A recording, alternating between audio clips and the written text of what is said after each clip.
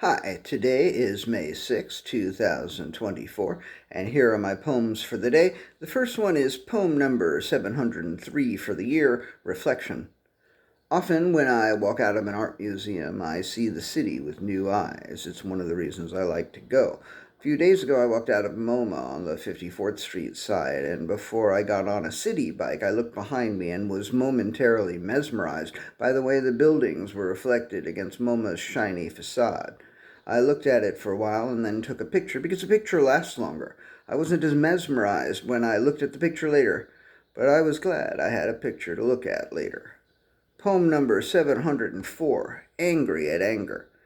They were angry at their anger when they woke up and found out how much damage they had done and how many feelings they had hurt and how many bridges they had burned and how many buildings they had blown up. And they weren't even drunk or fucked up on other drugs.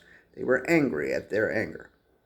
They could tell themselves that their anger was justified, but that wouldn't mitigate the harm they caused. They could tell themselves they knew some people who were a lot worse, but that didn't make them feel better, and they didn't want to feel better. They wanted to feel anger at their anger, and they did, so I guess everything was cool with them. Poem number 705, Afraid of Fear. He was afraid of fear. He ran away from it whenever he sensed its presence. It made him do so many stupid things, and what was worse, it stopped him from doing awesome things. He dreamed of wadding up fear and throwing it through the hoop above the wastepaper basket, and he figured, why not do that metaphorically? And he got out a sheet of paper and he wrote fear on it in big block letters, and he took up almost the entire page, and he wadded it up and he threw it at the hoop over the basket, and he missed. And now he was fucking terrified. I think take the word now out of that. And he was fucking terrified. Yeah, that's better. He threw it up the hoop over the basket and he missed, and he was fucking terrified. The end.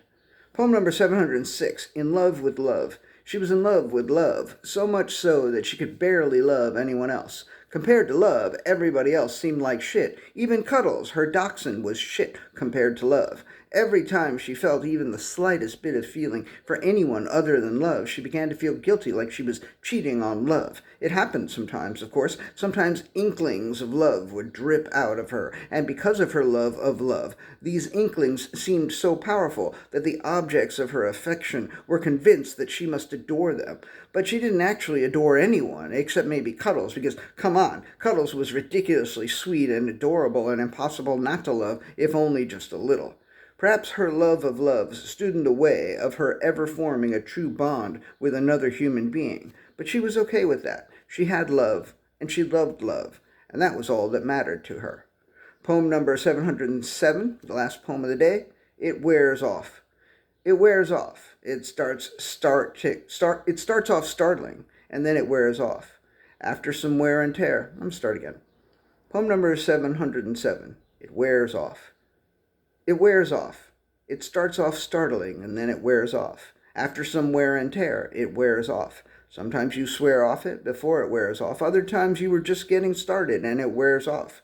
You can stare at it, be aware of it, be unaware of it, be square with it, be fair with it, chair it, debonair, fret stare it, chocolate eclair it, or just grin and bear it. But whatever you do with it, or about it, it wears off.